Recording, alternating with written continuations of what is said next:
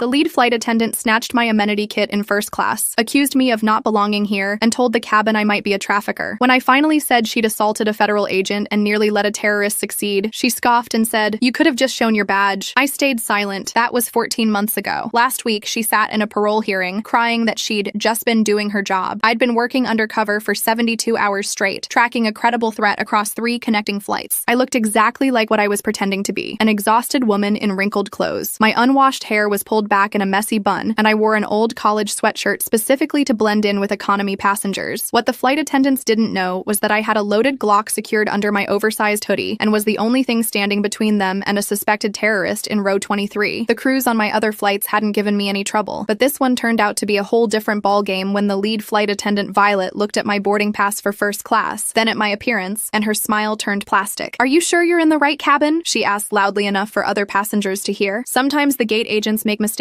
with upgrades. When I confirmed my seat, she held my boarding pass up to the light like she was checking for counterfeit money. My jaw tightened, but I stayed silent. I needed to maintain my cover without losing sight of my suspect boarding behind me. Violet followed me to my seat and immediately started questioning how I'd gotten the upgrade. Miles? Corporate status? Or did you sweet-talk someone at check-in? Before I could answer, she turned to her colleague Harper and said, "We need to verify this with the gate. She doesn't look like our typical first-class passenger." I sat down and started to pull out the complimentary phone charger when Violet snatched the entire amenity kit away. "Let's wait until we confirm you belong here," she said. "These retail for $200 and we can't have them disappearing." The businessman next to me shifted uncomfortably as she basically accused me of theft in front of everyone. Harper brought pre-flight champagne to every first-class passenger except me, making eye contact as she deliberately skipped my seat. Then she loudly asked the businessman if he wanted to switch seats since he probably wasn't comfortable sitting next to someone who didn't belong there. Violet noticed my worn backpack and pulled it out without asking, claiming it needed to be checked. When I reached for it, panicking because my badge and weapon authorization were hidden inside, she held it away and started going through the external zippers. "What are you hiding?" she asked. "Drugs? Alcohol?" I managed to grab it back, but now she was treating me like a criminal. She called for the male flight attendant and asked him to stand guard near my row because she suspected I might be trafficking something. "Watch her hands at all times," she said loudly. "These people often work in teams." When I shifted to keep eyes on my suspect, Violet announced to the cabin that I was making passengers uncomfortable. She actually asked everyone in first class to raise their hand if they felt unsafe with me there, and when a few people hesitantly did, she used it as justification to call the captain. The captain came out looking annoyed, and Violet immediately painted me as a security threat. She forced her way into first class, won't let go of her bag, keeps watching other passengers, and became aggressive when questioned. The captain, clearly wanting to get back to flying, authorized them to take whatever measures necessary. Harper returned with zip-tie restraints and announced they were detaining me for suspicious behavior. When I kept my arms at my sides, Violet grabbed my wrist and tried to force it behind my back. "Stop resisting," she said loudly, making it sound like I was fighting when I was sitting still. The physical contact made me instinctively pull away, which she immediately called assault. "She's attacking me!" Violet screamed, even though I'd barely moved. "We need backup! This woman is trying to hijack the plane." She pulled the intercom and announced a security emergency to the entire aircraft, sending passengers into panic. People started screaming and crying, thinking they were about to die. Harper tried to tackle me into my seat while Violet attempted to spray me with mace from her vest. I had to duck to avoid being blinded, which would have left the plane defenseless. They interpreted my ducking as an attack posture and started screaming that I was going for a weapon. The male flight attendant grabbed my hair and yanked my head back while Violet tried to force my sweatshirt up to search me. My hand went instinctively to keep my concealed weapon secure, but they thought I was reaching for something. "Weapon! She's going for a weapon!" Harper screamed, even though she couldn't see anything. Violet grabbed the coffee pot and raised it over my head, ready to knock me unconscious. That's when my suspect in row 23 stood up and started moving toward the cockpit, his hand going into his jacket. My body moved on pure training, breaking free and sprinting down the aisle. Violet tried to clothesline me, screaming that I was the terrorist, but I ducked under her arm and tackled the suspect just as he pulled what looked like a detonator. "Federal Air Marshal!" I shouted, my badge finally visible as I pinned him down. "Everyone stay in your seats!" I looked up at Violet, who stood frozen with the coffee pot still raised, her face white as she saw my badge and gun. Harper still had the mace aimed at me, her hand shaking as she realized she'd been about to blind the only person protecting the flight. Full story on the channel below. The detonator felt cold and heavy in my left hand as I kept Ron pinned face down in the aisle. His body tensed under my knee, and I pressed harder into his spine while twisting his arm further behind his back. The entire first-class cabin had gone dead quiet except for crying kids in economy, and the sound of Violet's coffee pot hitting the floor. My badge hung visible now from where my sweatshirt had ridden up during the tackle. Harper's hand shook as she held the mace can, and I barked at her to put it down before someone got hurt. She dropped it like it was burning her fingers and stumbled backward into the galley wall. The male flight attendant stood frozen by the intercom with his mouth hanging open. I told him to announce that federal law enforcement had the situation under control, but his hands shook so bad he dropped the handset twice. Ron suddenly bucked bucked hard underneath me and tried to throw me off by arching his back and twisting sideways. I drove my knee deeper into his spine and heard him grunt as the air rushed out of his lungs. The detonator went into my vest pocket while I used both hands to control his thrashing. He started screaming something about paradise and holy war with spit flying from his mouth onto the carpet. Harper finally brought the zip ties with trembling hands, and I had to talk her through helping me secure his wrists. The captain emerged from the cockpit, and his face went white when he saw me on top of Ron with my gun visible. I identified myself as Federal Air Marshal Morrison and told him we needed to land immediately. He nodded and disappeared back into the cockpit while I maintained my hold on Ron, who'd gone completely limp. Playing dead weight made him harder to control, and I had to shift my position to keep him secure. Violet stood there staring at me like I was the problem, and actually said I could have just shown my badge. My exhaustion and anger broke through as I snapped back about maintaining operational security with an active threat. I told her she'd assaulted a federal agent and nearly let a terrorist attack happen. The businessman from my row had his phone out recording everything, and I realized my undercover career was over. 3 years of building covers and working cases destroyed because Violet couldn't handle someone in wrinkled clothes sitting in first class. The captain's voice came over the intercom announcing our emergency descent into Denver International. Ron started reciting prayers in Arabic under me, and several passengers began crying harder. Someone was throwing up in the lavatory, and I could hear them retching between sobs. A young mother across the aisle clutched her baby to her chest with tears streaming down her face. She kept looking at me, then at Ron, then at the crew, trying to process how close her child had come to dying. The weight of it all pressed down on my shoulders as we descended toward Denver. The captain's voice crackled over the intercom, telling everyone to get in brace position for our emergency landing in Denver. I had to keep Ron pinned while also trying to brace myself against the seat in front of me. My arms were shaking from holding him down for so long, and my back felt like it was on fire. The plane started dropping faster, and my stomach lurched. Ron suddenly started laughing under me, this crazy sound that made everyone around us cry harder. He turned his head sideways and said the detonator was fake, just a test to see how bad our security really was. I looked at the device in my hand again, but couldn't tell if he was lying or not. The plastic looked real enough, and the wires seemed connected right, but I wouldn't know for sure until the bomb squad checked it. The plane kept dropping, and the flight attendants were screaming at people to stay braced. My knee was digging into Ron's spine, and my other leg was going numb, but I couldn't move or he might get free. The landing gear dropped with a loud thunk that made several people scream. Through the window, I could see the ground rushing up at us way too fast. The plane hit the runway hard and bounced once before slamming down again. The brakes screamed, and everyone lurched forward in their seats. I nearly lost my grip on Ron, but managed to keep him down by basically laying my whole body across his back. Outside the windows, I could see dozens of flashing lights surrounding us on the tarmac. Red and blue lights everywhere from FBI trucks, Denver police cars, ambulances, fire trucks, and what looked like Homeland Security vehicles. Ron claims the detonator was fake, just a test. That's quite a convenient thing to say after getting tackled by a federal agent. I wonder if he's trying to reduce his charges, or if this really was some kind of security probe gone wrong. The plane finally stopped moving, and immediately I heard banging on the door. The captain opened it, and SWAT guys in full gear rushed in with rifles raised. 2 of them pulled Ron up while I briefed their commander about what happened. They dragged Ron toward the front while other officers grabbed Violet and Harper, who were trying to explain that they were just doing their jobs. Violet kept saying I looked suspicious and that she was following protocol. An FBI agent helped me to a seat and started checking my injuries while asking me questions. My arms had dark bruises forming where the crew had grabbed me, and chunks of my hair were missing from when the male attendant yanked my head back. The agent said his name was Thompson and that EMTs were coming to check me properly. I told him I needed to call my husband right away. He handed me his phone while the EMTs looked at my injuries. About 2 hours later, I was in the airport security office talking to my supervisor, Sarah Blackwood, on a secure video call. She looked mad, but not at me. She said 3 years of undercover work were ruined because of a racist flight attendant who couldn't mind her own business. Nathan picked up on the first ring when I finally got to call him from my own phone. I could barely get the words out to tell him I was okay, but stuck in Denver. He said he'd already seen everything because someone on the plane had live-streamed the whole thing, and now my face was all over the news and social media. The FBI techs examined the detonator and confirmed it was real and functional, but Ron hadn't connected it to any actual explosives on the plane. They said he was a known extremist they'd been watching, but hadn't had enough to arrest him until now. He'd been testing our security to find weaknesses for something bigger. The next day, I had to give a formal deposition about everything that happened with the crew. The lawyer's office was full of papers and recordings from the flight. I found out 12 passengers had already filed complaints against the airline for discrimination and endangering everyone. Violet and Harper were suspended while they investigated. The airline's lawyers tried to get me to say the crew was just doing their job and offered me money to keep quiet about the worst parts. I refused and told them on the record that the crew physically assaulted a federal agent and almost let a terrorist complete his mission because they were too busy harassing me. Nathan got to Denver the next morning, and when he walked into my hotel room and saw the dark purple bruises wrapped around both my arms like bracelets and the raw patch on my scalp where chunks of hair had been torn out, his whole body went still. He touched the bruises so gently it barely hurt, and then walked to the window and stood there for 5 full minutes with his fists clenched before turning back to me and saying saying quietly that we were going to sue them into bankruptcy. The FBI had me in meetings all day, but Nathan sat in the lobby working on his laptop and making phone calls to lawyers while I went through every second of the incident again and again with different agents who kept asking if I was sure about the timeline. Day 3, they formally charged Williams with attempted terrorism, and I had to testify before a federal grand jury in a cold room with wood paneling where he sat behind reinforced glass in an orange jumpsuit smirking at me the whole time. And when the guards turned to talk to the prosecutor, he mouthed the words, "Next time," while staring right at me. That night, back in my hotel room, everything crashed down at once, and I started shaking so hard I couldn't stand up, and Nathan had to basically carry me to the bed where I sobbed for 2 hours straight while he held me and didn't say anything because there was nothing to say about how close we'd come to disaster. My phone started blowing up the next morning when passengers from the flight posted their videos online showing Violet yanking my hair and Harper trying to spray me with mace, and within 6 hours the clips had millions of views and the airline's stock dropped 12% in one day. Reporters started calling the hotel asking for comments, and Nathan handled all of them while I sat in the bathtub with the water running because it was the only place that felt safe. Day 5. Violet held a press conference where she claimed she was just following protocol and that I looked like a threat because of my disheveled appearance. But when reporters asked her what specifically made me threatening, she kept stumbling over her words and finally said something about how people who don't usually fly first class act unpredictable, which made everyone in the room go silent. The video of her press conference went even more viral than the attack videos, and by that afternoon, protesters were outside the airline's headquarters with signs about discrimination. Week 2, the Department of Justice announced they were opening a civil rights investigation after finding out Violet had 17 previous complaints from passengers she'd harassed for not looking rich enough, and one former flight attendant came forward saying Violet had a notebook where she rated passengers on whether they belonged in first class. Nathan found me a trauma specialist named Dr. Elena Vasquez who worked with federal agents, and in our first session she explained that my nervous system didn't care that I was trained for dangerous situations because being physically attacked while exhausted and trying to save lives was a perfect recipe for PTSD. Week 3. Williams's lawyer subpoenaed me for his defense, claiming I used excessive force and that the crew's actions proved I must have appeared threatening, and I had to sit through 8 hours of depositions where his lawyer kept trying to make it sound like I was the aggressor, even though the videos clearly showed me sitting still while being attacked. The businessman who'd been sitting next to me, Thomas Wright, sent me an email with his video attached, showing the whole thing from his angle, and you could see clearly that I never raised my voice or made any aggressive moves until the actual terrorist stood up, and he wrote that I saved everyone's lives while the crew tried to stop me, and he'd testify to that in court. Nathan took a leave of absence from his job to stay with me full-time because I wasn't sleeping more than 2 hours a night and couldn't eat without feeling sick, and he handled all the media requests and lawyer meetings and made sure I ate at least something, even when the anxiety made my throat close up. 4 weeks after the incident, Nathan showed me his laptop where Violet was on some conservative talk show wearing way too much makeup and a navy suit that made her look like she was running for office. The host kept asking her why she singled me out when there were 3 other passengers in wrinkled clothes, and she kept dodging the question and saying she was just doing her job to keep everyone safe. Nathan turned it off when she started crying about how her life was ruined because of cancel culture, but 2 days later, Harper's lawyer called to tell me Harper broke down during her deposition. She admitted that before the flight, Violet pulled her aside and told her to watch for certain types trying to sneak into first class, and when the lawyer pressed her, Harper said Violet described people who didn't look like they belonged there. The lawyer recorded the whole thing and sent it to the FAA, who moved fast after that. Within a week, they permanently grounded Violet's flight license and suspended Harper for 6 months, plus the airline got hit with $500,000 fines for each violation of federal security protocols, which added up to millions. Dr. Vasquez started me on something called EMDR therapy the next week, where I had to follow this light bar with my eyes while talking about the trauma. I couldn't even say the words about Violet grabbing my wrist without my whole body shaking, and Dr. Vasquez explained that my body was remembering the helplessness, even if my mind knew it was over. The prosecutor's office called that same day to tell me Ron pleaded not guilty to attempted terrorism, and his trial wouldn't start for 8 months. The prosecutor warned me I'd have to testify and face cross-examination about every single second of what happened on that plane, and just thinking about it made me run to the bathroom to throw up. Nathan held my hair back while I dry heaved over the toilet, and then helped me back to bed where I stayed for the rest of the day. A week later, someone posted our home address on some extremist website, and within hours we were getting death threats from both sides. Some people called me a hero who saved everyone from a terrorist, while others said I was a racist who profiled an innocent Muslim man, and both groups wanted me dead for opposite reasons. The local police said they couldn't provide round-the-clock protection, so we packed what we could fit in the car and moved to a hotel 40 miles away using fake names. The airline's CEO called my lawyer's phone the next morning and asked to speak to me directly. He apologized for about 5 minutes straight and then said to name my price because this never should have happened, and they wanted to make it right. I told him I didn't want money but wanted every single crew member to go through mandatory anti-bias training, so this wouldn't happen to anyone else. He agreed immediately and promised to implement it company-wide within 60 days. That night, Nathan found me at 3 in the morning organizing our hotel closet for the 3rd time that week because I couldn't couldn't sleep and needed to control something. I was checking the door locks every hour and jumping whenever someone walked past our room, and I couldn't be around more than 2 people without feeling like I was suffocating. Nathan tried to get me to come back to bed, but I just sat on the floor folding and refolding the same shirts over and over. The timeline here feels oddly convenient. Ron just happened to have a working detonator but no actual explosives. Why bring a real detonator on a plane if you're only doing reconnaissance? Something about his whole testing security explanation doesn't quite add up to me. My lawyer called the next week to tell me 17 passengers from the flight had joined a class action lawsuit against the airline for emotional distress. Several of them described having nightmares about what could have happened if I hadn't stopped Ron, and one woman said her kids were too scared to fly anymore. Then Harper's lawyer contacted me privately through my lawyer saying Harper wanted to testify against Violet in exchange for leniency on her suspension. She had 2 years worth of recordings on her phone of Violet making comments about passengers based on how they looked and dressed and which ones she thought were trying to scam their way into first class. My lawyer got Harper's recordings within 2 days and sent them straight to the FBI tech team, who ran them through voice analysis software to confirm they were real and hadn't been edited. The tech guy called me that afternoon and said the recordings went back 23 months with over 400 separate incidents caught on Harper's phone. I sat at my kitchen table listening to clips while Nathan made dinner, hearing Violet tell Harper that the black family in row 12 looked like they'd robbed a liquor store to afford their tickets. Another recording had her saying she could smell weed on every Latino passenger and that they were probably smuggling drugs in their carry-ons. She called anyone wearing sweatpants or hoodies economy trash who got lucky and said they should make first-class passengers show their bank statements before boarding. The worst one was from 6 months ago when she told Harper to watch an elderly Sikh man extra close because his turban could be hiding weapons. Harper's voice on the recordings mostly just agreed with everything Violet said, laughing at her comments and adding her own observations about which passengers looked suspicious based on their clothes or skin color. The FBI agent compiling the evidence said it was the clearest pattern of discrimination he'd seen in 20 years of investigating civil rights cases. Week 8 came and Elena called to say she wanted to increase my sessions after reviewing my intake forms and seeing how I kept downplaying what happened to me. I showed up to her office that Tuesday, and she had me sit in a different chair than usual, saying she wanted to try something new. She asked me to close my eyes and walk through the moment Violet grabbed my hair again, but this time to focus on what I felt instead of what I did. My hands started shaking, and I couldn't get through describing it without my voice cracking. Elena pointed out that I'd been so focused on protecting everyone else on that plane that I never let myself feel angry about being attacked while doing my job. She said the crew didn't just interfere with my work, they physically assaulted me while I was trying to save 300 lives. I broke down crying for the first time since the incident, finally admitting how scared I'd been that the suspect would detonate while I was being restrained. Elena scheduled me for twice-weekly sessions and prescribed a higher dose of anxiety medication. Sarah called the next morning and asked me to come to headquarters for a meeting about my future with the agency. I knew what was coming before I even sat down in her office. She pulled up news footage on her computer showing my face on every major network, my name trending on social media, and conspiracy theorists making videos about me. She said undercover work requires anonymity, and mine was completely blown. The agency could offer me a desk position reviewing threat assessments or a training role teaching new recruits defensive tactics, but my days in the field were over. I stared at my badge on her desk, remembering all the flights I'd protected without anyone knowing I was there. Sarah said she understood if I needed time to think about it, but we both knew those jobs would feel like punishment after 8 years of active duty. I left her office without giving an answer, and sat in my car in the parking lot for an hour, watching planes take off from the nearby airport and knowing I'd never work on one again. Week 9 brought Wilson's preliminary hearing, and his lawyer tried every angle to get the charges reduced. He argued that my tackling Wilson was excessive force that escalated the situation, claiming the crew's reaction proved that racial profiling was involved in the entire incident. The prosecutor had to carefully explain that the crew's discrimination against me had nothing to do with Wilson's actual attempt to breach the cockpit with what turned out to be a ceramic knife designed to pass through metal detectors. The judge asked to review the flight recordings 3 times, trying to separate the crew's prejudice from my legitimate response to a security threat. Wilson's lawyer kept emphasizing how the chaos created by the crew made it impossible to know who the real threat was, suggesting Wilson was just reacting to the violence he witnessed. The prosecutor showed frame-by-frame video of Wilson pulling the knife before I even moved toward him, proving he was already planning his attack regardless of what the crew did to me. The hearing went on for 6 hours with Wilson's family in the gallery crying every time the video played. That night, I couldn't sleep and went to the bathroom around 2 in the morning. Nathan found me standing at the sink with scissors in my hand, about to cut off all my hair where Violet had grabbed it. Every time I touched that spot on my scalp, I could feel her fingers digging in, yanking my head back while passengers screamed. I told Nathan it kept reminding me of that moment, and I just wanted it gone. He took the scissors from my hand real gentle and pulled me against his chest, holding me while I sobbed about how I couldn't even wash my hair without remembering. He stayed with me in the bathroom until sunrise, telling me we'd find a way through this together. 3 days later, the airline's CEO held a press conference announcing a complete review of their hiring and training procedures. They were bringing in outside consultants to examine how crew members were selected and what kind of diversity training they received. received. The biggest change was a new policy requiring all flight crew to immediately comply when any federal agent identified themselves, with termination for anyone who questioned or delayed response to federal credentials. The Flight Attendants Union released a statement saying the new policy was an overreaction to one isolated incident, but 3 other airlines announced they were implementing similar rules within hours. I watched the CEO read his prepared statement about their commitment to treating all passengers with respect, thinking about how none of this would bring back my career. Week 10 arrived with news that Violet was being formally charged with assault on a federal officer and interference with flight crew duties. The federal prosecutor said she faced up to 20 years in prison if convicted on all counts. Her lawyer held his own press conference saying Violet was being scapegoated for following her training to identify security threats. He claimed she was a dedicated employee with 18 years of service who was just trying to keep passengers safe. The lawyer said they'd prove at trial that Violet had no way of knowing I was a federal agent and was responding to what appeared to be suspicious behavior. He painted her as a hero who tried to stop what she thought was a hijacking, ignoring the recordings of her calling passengers trash based on their appearance. Violet posted bail and immediately went on social media claiming she was the real victim. I had to take a fitness for duty evaluation the next week to see if I could return to any form of service. The psychologist asked me hundreds of questions about my sleep patterns, anxiety levels, and whether I'd had any thoughts of self-harm. I lied about the night with the scissors but told the truth about the nightmares and panic attacks. She had me do reaction time tests and cognitive assessments, then made me describe the incident multiple times while monitoring my heart rate. After 4 hours of testing, she said I showed significant PTSD symptoms and recommended extended medical leave before any return to duty. The report used words like hypervigilance and complex trauma response that made me sound broken. I'd always thought of myself as tough and capable, but now I had a file saying I wasn't fit to serve. Thomas, the businessman who'd been sitting next to me in first class, started emailing me updates about other passengers from the flight. He'd connected with a bunch of them through a Facebook group they'd created to process what happened. Most of them were in therapy, dealing with nightmares about the plane crashing or guilt about not helping me when the crew attacked. A mom traveling with her kids wrote about how her 8-year-old was scared to fly now after seeing the violence. Several passengers were suing the airline for emotional distress, saying they'd been traumatized by thinking they were about to die in a hijacking. Thomas said he'd testified in 3 depositions already, describing how Violet had accused me of theft while I was trying to protect everyone. Week 12 brought the worst news yet when Barnes's extremist group released a statement on their website. They called him a martyr who'd been stopped by an enemy of faith and said I was a symbol of government oppression. The FBI agent assigned to monitor threats showed me posts from their message boards with my personal information and photos of my house from before we'd moved. They'd found Nathan's workplace and were calling him a traitor for being married to me. The FBI increased security around our temporary housing, adding cameras and having agents drive by every few hours. I couldn't go for a run without wondering if someone was watching, couldn't go to the grocery store without checking every face. Harper recorded Violet for almost 2 years without telling anyone. That's hundreds of awful comments she just sat on while pretending to be friends with her. Makes me wonder if Harper was planning to use those recordings for something else before this whole mess gave her a chance to trade them for a lighter punishment. I felt like a prisoner in my own life, punished for doing the job I'd trained for. The news about Ron Barnes came through my phone while I was making breakfast, the notification making my hand freeze over the eggs. His psych eval had been released to the public, and the words on my screen made my stomach turn. The doctor called him competent to stand trial, but said he showed extreme ideological fixation on destroying planes. They'd found his manifesto in his apartment, pages and pages about test runs he'd been planning on different flights. He'd written about studying security patterns, watching air marshals, learning how to spot us by our boarding patterns and seat assignments. The eggs burned while I read about how he'd picked that specific flight because it was full, because the crew seemed distracted, because he thought a morning flight would have sleepy passengers. Dr. Vasquez called me that afternoon for our regular session and noticed my hands shaking worse than usual. She moved her chair closer and started showing me something new, holding up her own hand with 5 fingers spread. 5 things you can see, she said, and I looked around her office and named them. 4 you can hear, and I listened for the clock, the air conditioner, voices in the hallway, cars outside. 3 you can touch, and I felt the leather chair, my jeans, the cold water bottle in my lap. My breathing slowed down and the shaking stopped, at least for a few minutes. She wrote the technique on a card for me to carry, telling me to practice it whenever the panic started. The airline settlement news broke 3 days later during dinner, Nathan's fork stopping halfway to his mouth as the reporter announced $50 million. The money would be split among all the passengers from that flight, with extra going to those who'd been injured in the panic. They also announced new mandatory monthly training for all crew members about discrimination and profiling. The airline CEO stood at a podium reading from cards, saying they had zero tolerance for treating passengers differently based on appearance. I turned off the TV before he could finish his prepared statement about lessons learned and moving forward. The prosecutor called me the next week to tell me Violet's trial was starting and I'd need to testify again. I sat in the back of the courtroom watching Violet take the stand in a conservative black suit, her hair pulled back tight. She spoke softly about protecting passengers, about how scared she'd been, about how my appearance and behavior had seemed threatening. Her lawyer walked her through a sympathetic story about a dedicated flight attendant just trying to keep people safe, but when the prosecutor started cross-examination, Violet's story started falling apart. She couldn't explain why she'd singled me out when there were 3 men in first class wearing wrinkled clothes. She couldn't say why my backpack was suspicious, but the businessman's identical one wasn't. The prosecutor pulled up security footage showing her serving champagne to a man in ripped jeans and a stained shirt 2 rows behind me. Would you have treated a white woman in yoga pants the same way? The prosecutor asked, and the whole courtroom went silent. Violet's mouth opened and closed before she finally whispered yes, but the pause had been too long. I watched the jury members writing in their notebooks, some shaking their heads. Nathan and I couldn't escape the trial coverage that week, every channel running the same clips over and over. We sat on the couch in our temporary apartment eating takeout while pundits argued about whether I was a hero or a troublemaker. One show had a panel debating if the whole thing could have been avoided if I'd just shown my badge earlier. Another had experts discussing whether air marshals should have to identify themselves to crew. I grabbed the remote and turned it all off, too tired to be anyone's symbol or cautionary tale anymore. The verdict came on a Thursday morning, and I watched from the gallery as the jury foreman stood up. Guilty of assault on a federal officer, not guilty of interference with flight crew duties. Violet's legs gave out, and her lawyer had to hold her up as the judge read the potential sentence of 5 to 10 years. She sobbed as the bailiff put handcuffs on her wrists, looking back at her family in the gallery. Her mother was crying too, reaching out like she could somehow pull her daughter back. The judge set sentencing for 6 weeks later and said both sides could submit recommendations. The prosecutor told me afterward she'd push for the maximum 10 years because of the security breach Violet had caused. Violet's lawyer would probably ask for probation, arguing she'd already lost her job, her reputation, her whole life. I nodded and left without saying what I thought about any of it. The FBI finally cleared us to go home after 2 months of hotel rooms and safe houses. I stood at our front door with the key in my hand, almost afraid to turn it. Nathan rubbed my back as I finally pushed it open and walked into our living room. Everything was exactly how we'd left it that morning. I'd gone to the airport for what should have been a routine flight. The coffee mug I'd left by the sink, Nathan's book still open on the side table, mail piled up that the neighbor had been collecting. My legs gave out and I sat on our couch, then laid down and pressed my face into the cushions that smelled like home. I just want our life back, I told Nathan, and he sat beside me and rubbed my shoulders without saying it might never be the same. Ron Barnes's trial was scheduled to start in 2 weeks, and the prosecutor called me in for preparation. She sat across from me with a thick folder, her expression serious as she explained what would happen. His lawyer would try to make me the villain, she warned, would claim I'd escalated the situation with Violet and created the chaos Ron tried to use. She showed me the security footage frame by frame, Ron's hand going into his jacket pocket at the exact moment I broke cover, and I watched myself tackle him just as his fingers closed around the device. The prosecutor said she'd play it in slow motion for the jury, make them see what I saw in that split second, but Ron's lawyer would argue I created the perfect distraction for his client to act. 2 days later, Sarah called me into her office at headquarters, a plain government building with bad fluorescent lighting and metal detectors at every entrance. She pushed a folder across her desk and told me the field work was done for now, maybe forever, but they had another position if I wanted it. Training new air marshals, she said, teaching them how to maintain cover under extreme pressure, using my experience to help the next generation handle situations like mine. It wasn't the job I loved, wasn't protecting flights anymore, but it was something, a way to stay useful instead of sitting at home watching daytime TV. I told her I'd think about it and drove straight to Elena's office, where she had me do breathing exercises while we talked about the offer. Elena said I was making real progress in therapy, but warned me that recovery wasn't a straight line, that I'd have good days where I felt almost normal and bad days where I couldn't leave the house. The bad days didn't erase the progress, though, she reminded me. They were just part of healing from what happened. 3 weeks passed before I called Sarah back and accepted the training position, deciding that teaching others might help me process my own trauma into something useful. My first presentation would be to 50 new recruits about maintaining operational security under assault, and Sarah scheduled it for 2 weeks out to give me time to prepare. The day before that, I had to sit through Violet's sentencing hearing, watching as victim after victim read their impact statements to the court. A mother stood at the podium describing how her 8-year-old daughter still had nightmares about the angry lady who tried to hurt the hero lady on the plane. A businessman talked about missing his father's funeral because he was too scared to fly after witnessing the chaos. An elderly woman explained how she couldn't visit her grandchildren anymore because airports triggered panic attacks. Violet sat at the defense table looking smaller than I remembered, her face going white as she heard how her actions had damaged so many lives. When the judge finally spoke, he called her behavior a serious breach of aviation security that could have resulted in mass casualties if the real threat had succeeded. He sentenced her to 7 years in federal prison with possibility of parole after 4, noting that her discrimination and assault on a federal officer created the exact chaos a terrorist would need. Her family cried in the gallery as guards led her away in handcuffs, her orange jumpsuit replacing the flight attendant uniform she'd worn with such pride. 2 days later, I stood in front of 50 new air marshal recruits in a training room that smelled like coffee and sweat. My voice shook as I started talking about the importance of maintaining cover even when flight crew turned hostile, but as I described the specific techniques for protecting your weapon while being physically assaulted, I saw respect growing in their eyes. They weren't looking at me like a victim, but as an instructor who'd survived the worst-case scenario and could teach them how to handle handle it. Ron's trial started the next week with security unlike anything I'd seen before. Metal detectors at every entrance, bomb-sniffing dogs in the hallways, snipers positioned on nearby rooftops. He pleaded not guilty by reason of religious obligation, claiming his faith required him to act against perceived enemies, but the prosecutor called it what it was: terrorism, plain and simple. When they called me to testify, I had to walk past Ron at the defense table, his eyes following me all the way to the witness stand. Why does Ron's lawyer think blaming everything on that moment when I broke cover makes any sense? He already had the device in his pocket before anything happened with Violet. The security footage shows his hand going for it while she was still just yelling at me. His lawyer immediately attacked my decision-making, arguing that I'd profiled his client based on appearance, that I'd watched him throughout the flight because of his Middle Eastern features. I responded by listing Ron's extremist social media posts, his purchase of bomb-making materials, his connection to known terror cells, all the intelligence that had put him on our watch list before he ever boarded that plane. The lawyer tried to argue that my altercation with Violet created the perfect cover for Ron to pull out what he claimed was a fake device meant only to test airport security. That's when the prosecutor presented the detonator itself, sealed in an evidence bag, and the FBI explosives expert testified that it was fully functional, military-grade, and connected to plastic explosives that Ron had tried to smuggle aboard in a hidden compartment. Several jurors looked at Ron with open disgust as the expert explained how the device would have killed everyone in a 30-foot radius and likely brought down the entire aircraft. During a recess, I was getting water from the fountain when Ron passed by with his guards, and he looked right at me and mouthed the word "soon" before they pulled him away. Security immediately surrounded me, checking for threats, but we all knew what he meant, that even from prison, even if convicted, he'd made sure someone would come for me eventually. I'd be looking over my shoulder for the rest of my life, checking every car that followed too long, every stranger who got too close, living with the permanent fear that his promise would find me when I least expected it. The prosecutor stood up 3 weeks later and started reading from Ron Barnes's journal, each word making my stomach twist tighter. Page after page detailed how he'd been testing airline security for months, booking flights just to see how far he could push before getting caught. He'd watched 14 different air marshals work, studying their patterns and habits, looking for the perfect moment when chaos would give him cover. My flight was supposed to be his breakthrough, the one where he'd finally prove the system was broken. The journal described exactly how he planned to use the crew's discrimination as his distraction, how he'd counted on them focusing on the wrong person while he made his move. He'd written that female marshals were the easiest targets because crews never took them seriously. The prosecutor held up the detonator they'd found, showing the jury how close we'd come to disaster. Security footage from 23 different flights showed Barnes watching, taking notes, testing boundaries. Week 28 brought the verdict, and the jury only needed 3 hours to decide. Barnes sat completely still as they read guilty on all 17 counts of terrorism charges. His eyes locked on mine the whole time, not blinking, not moving, just staring like he was memorizing my face for later. That night, Nathan ordered takeout from our favorite place, and we sat on the couch eating straight from the containers. For the first time since the flight, I actually tasted the food, actually felt hungry, actually smiled when he made a stupid joke about the fortune cookies. The sentencing came 2 weeks after that, and the judge gave Barnes life in federal supermax without any chance of parole. As the guards grabbed his arms to take him away, he twisted around and screamed that his brothers would finish what he started, that I'd never be safe, that they knew where I lived. Security rushed me out through the loading dock while more guards surrounded Barnes, but his voice echoed down the hallway behind us. 8 months after the incident, the airline sent me a formal letter about their new policies and the scholarship fund they'd created in my name for security training. They'd fired 12 employees for discrimination, required monthly bias training for all crew members, and installed new protocols for handling passenger complaints. The scholarship would send 10 people a year through federal security programs. Dr. Vasquez signed my therapy completion certificate after 6 months of twice-weekly sessions. The panic attacks had gone from daily to maybe once a month, and I could sleep 4 hours straight without waking up gasping. She handed me the paper and said I wasn't cured, but I was healing. That trauma like mine didn't disappear but could become manageable. The letter from Harper showed up in my mailbox with no return address. 3 pages of messy handwriting about how Violet had convinced her I was dangerous, how she'd been scared of losing her job if she didn't go along with it. She wrote that she was seeing a therapist too, that she couldn't sleep knowing she'd almost gotten everyone killed by attacking the one person protecting them. I left it on the kitchen counter for 3 days before putting it in a drawer without answering. 10 months after the flight, the Department of Justice released their investigation results showing systematic discrimination across 14 major airlines. They found training videos that taught crew to profile passengers, internal memos encouraging staff to challenge anyone who didn't look rich enough for first class, and complaint files showing thousands of similar incidents. New federal regulations went into effect immediately, requiring anti-bias training every 30 days and creating a passenger rights hotline. Sarah called me to her office for the commendation ceremony, just the 2 of us and a photographer. She pinned the medal on my jacket and called me the best of us, said I'd shown what real courage looked like when everything went wrong. The certificate mentioned extraordinary bravery under assault and maintaining operational security, despite civilian interference. My new training program launched the next month, mandatory for all air marshals nationwide. I taught them how to stay focused when crew members turned hostile, MyReal, how to maintain cover when being physically attacked, how to protect passengers even when those same passengers were calling you a terrorist. Every class started with a video from my flight, showing exactly how fast things could go wrong and how preparation was the only thing that could save them. 1 year later, on the exact anniversary of the flight, my phone started buzzing with messages from passengers who'd been on that plane. The businessman who'd sat next to me reached out first, then the mother with her kids from row 12, then more and more until we had 17 people in a group chat sharing how that day still haunted them. We started meeting monthly at a community center in Arlington, sitting in a circle like any other support group, except we all shared the same nightmare of watching me get attacked while a real terrorist nearly killed us all. Nathan drove me to every meeting and waited in the parking lot, knowing I needed him close but also needed to face this with the people who'd lived it. We decided to stay in Virginia even though the threats kept coming, even though we'd installed security cameras and changed our routines, because Nathan looked at me one morning and said those exact words about not letting them take our home. That same week, we threw away my birth control pills and started trying for a baby, choosing to build something new instead of hiding from what happened. 3 months later, I boarded my first commercial flight since the incident, just as a regular passenger flying to visit my sister, and my hands shook so bad at security that the TSA agent asked if I was okay. The flight crew on that Southwest flight knew exactly who I was. The gate agent had flagged my booking, and they treated me like glass, checking on me every few minutes and bringing me extra water without me asking. I made it through that 2-hour flight by gripping the armrests and counting my breaths, but I made it, and when I landed, I sat in the airport bathroom and cried from relief. 14 months after the incident, Nathan woke me up at 5 in the morning because breaking news alerts were flooding both our phones about the FBI disrupting a major extremist cell led by someone named Johnson, who'd been planning attacks on federal buildings. The investigation traced back to Ron Barnes, my suspect from row 23, and the intelligence they'd gotten from his devices after I'd stopped him had led them to uncover the whole network. 3 planned bombings had been prevented, hundreds of lives saved, all because I'd maintained my cover long enough to stop him even while Violet was trying to knock me out with a coffee pot. The weight of it hit me so hard I threw up, then sat on the bathroom floor while Nathan held me, and we both processed that my worst day had prevented something so much worse. 2 weeks later, Violet came up for her first parole hearing and got denied flat out, the board citing her complete lack of remorse and her insistence in every interview that she'd just been doing her job. I found out I was pregnant the same day, sitting in Elena's office for our regular session when I mentioned feeling sick, and she handed me a test from her desk drawer saying she'd suspected for weeks. Elena helped me work through the terror of bringing a kid into a world where people like Violet existed, where doing the right thing made you a target, where protecting others could destroy your own life. She reminded me how I'd protected strangers on that plane, people I'd never met before, and asked me to imagine how fierce I'd be protecting my own child. My story became required study at Quantico and every federal law enforcement academy in the country, not as some hero story, but as a case study in maintaining operational security under extreme duress. They showed the video from the plane, analyzed every decision I made, taught new marshals how to stay focused when authority figures turned against them, how one person's bias could compromise national security, how sometimes the people attacking you were the ones you were still sworn to protect. Thomas, the passenger whose teenage daughter had been sitting 3 rows behind Ron, sent me an email with a photo from her college graduation, then another from her wedding 6 months later. Ron keeping a journal documenting months of security testing seems really convenient for the prosecution. I wonder if he actually wanted to get caught at some point. His detailed notes about studying female marshals and using crew discrimination as cover feel almost too perfect for proving premeditation right now. His message was simple, but it broke me completely. Just those words about every milestone she reached existing, because I hadn't let them stop me, because I'd kept fighting even when they were calling me a terrorist. 7 months pregnant, I stood in front of my newest class of federal marshal recruits, no longer hiding the scars on my arms from where Violet had scratched me, or the way my left shoulder still ached from when Harper had tried to pin me down. I told them straight that they'd face discrimination, assault, doubt from the very people they were protecting, that their job was to protect everyone anyway, even the ones attacking them, because that's what made us different from them. They stood and applauded when I finished, and for the first time since that day on the plane, I felt whole again. Like maybe all that pain had led to something that mattered. Like maybe I could teach them to be better prepared than I'd been. Like maybe this was how the story was supposed to end. Alright folks, that's gonna do it for today. Had a great time just wondering about stuff with you. Really interesting hanging out like this. Catch you next time. Subscribe for more content like this.